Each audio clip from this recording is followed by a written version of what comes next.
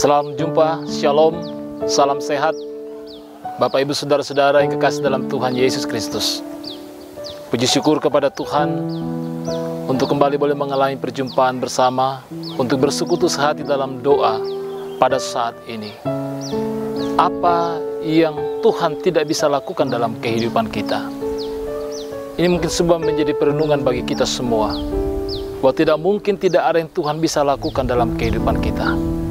Ia Allah pencipta pemelihara, Ia yang telah menebus kita, dan sudah banyak hal yang Ia lakukan dalam kehidupan ini.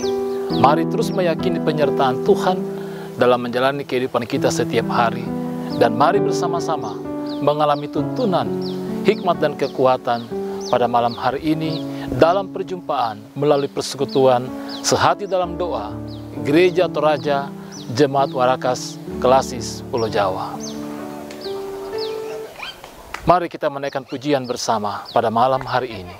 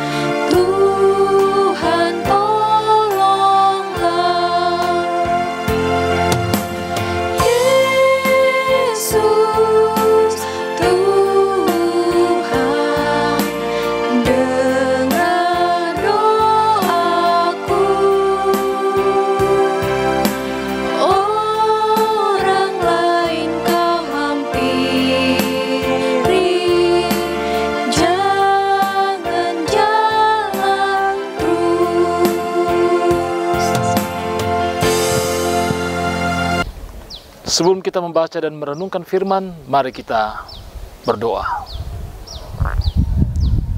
Bapa kami yang ada di dalam sorga, Allah pemelihara, pencipta dan penyelamat, Allah yang olehnya dan hanya kepadanya kami bersekutu pada malam hari ini, menaikkan pujian dan syukur kami.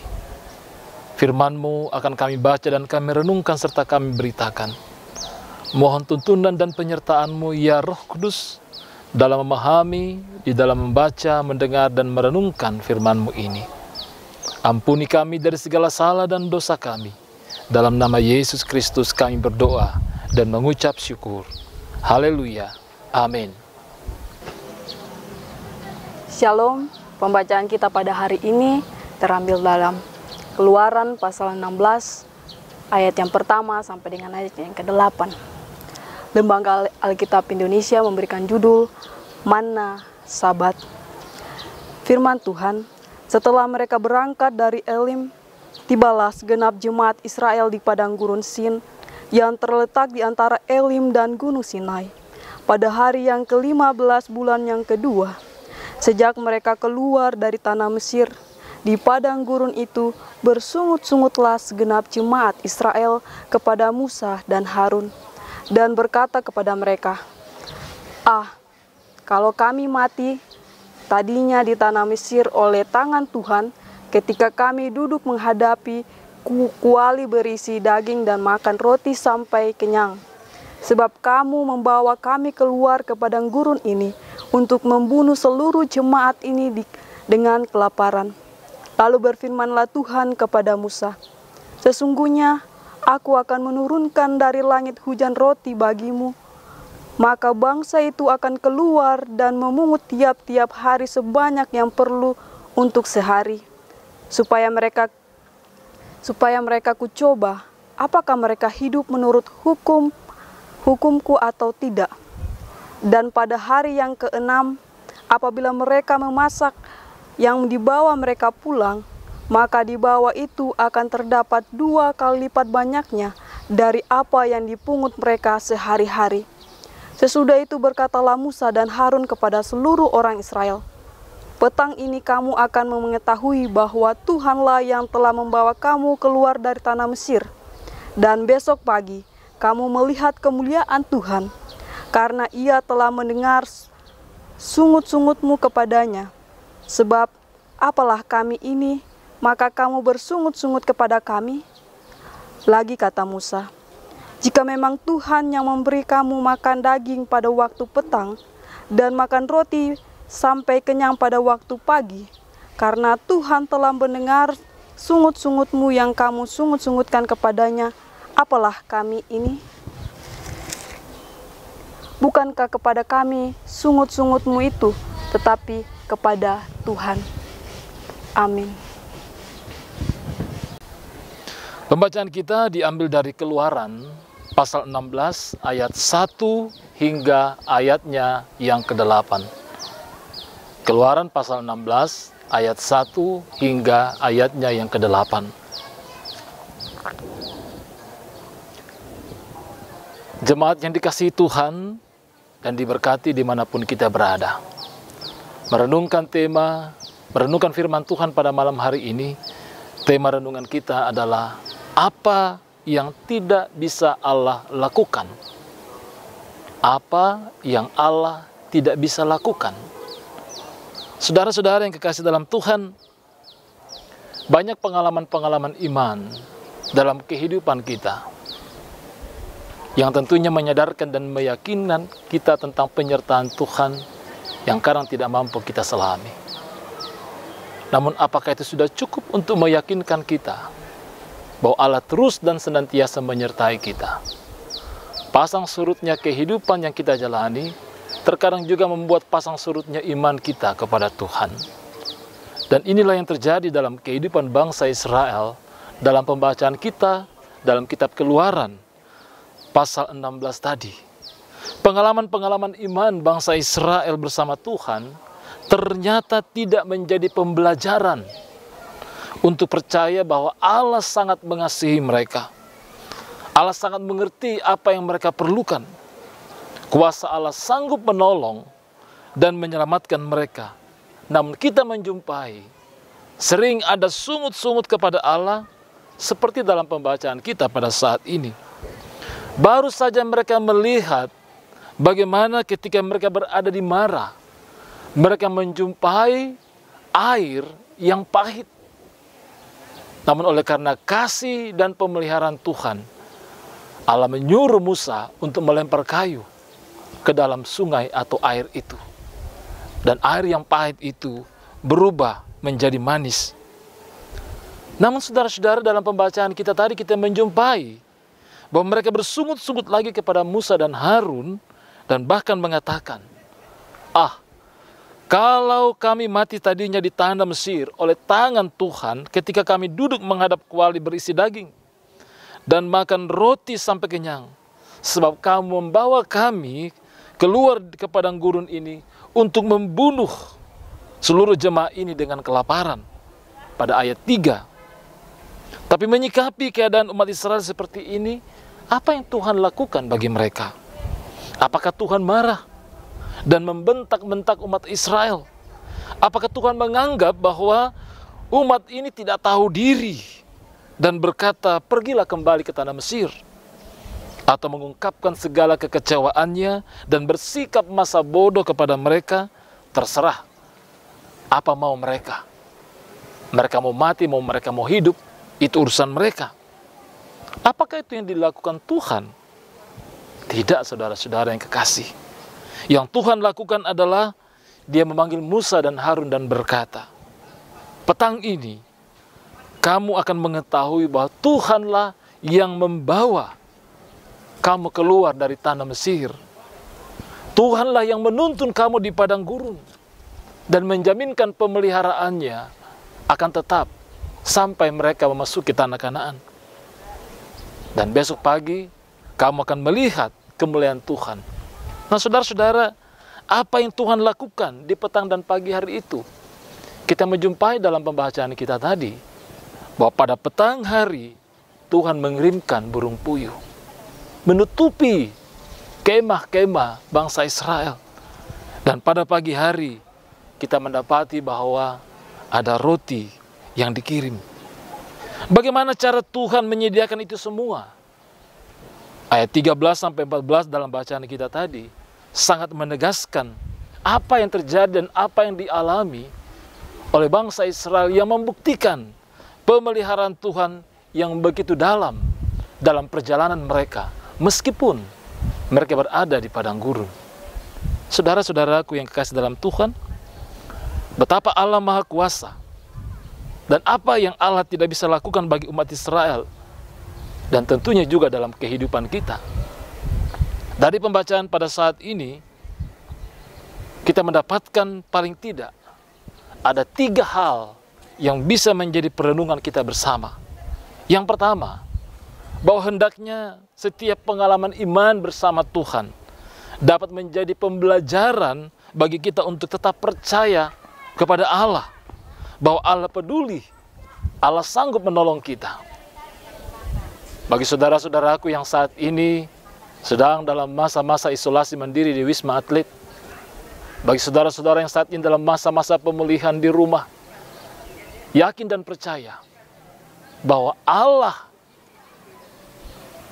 mau membuat pengalaman-pengalaman iman dalam kehidupan kita yang di dalamnya Ia mau menyatakan maksud, kehendak, dan rencananya bagi kita.